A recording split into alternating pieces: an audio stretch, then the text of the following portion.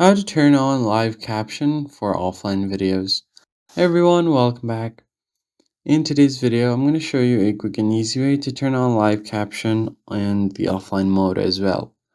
Live caption lets your phone generate subtitles in real time, even for offline videos and audio. First, you need to enable live caption by going over to Settings, find Accessibility. Then from here, you can find the live caption option. If you don't see it, go to Hearing Enhancements and you can find live caption. Then just go ahead and tap on this toggle to use live caption. And captions will appear when your speech is detected. So to enable live captions, you can control your volume with it.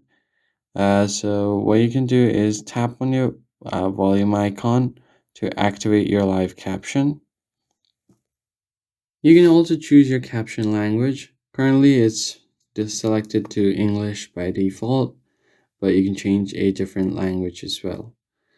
Now once that is done, you can easily go ahead and start using live caption on your phone, which also works on offline.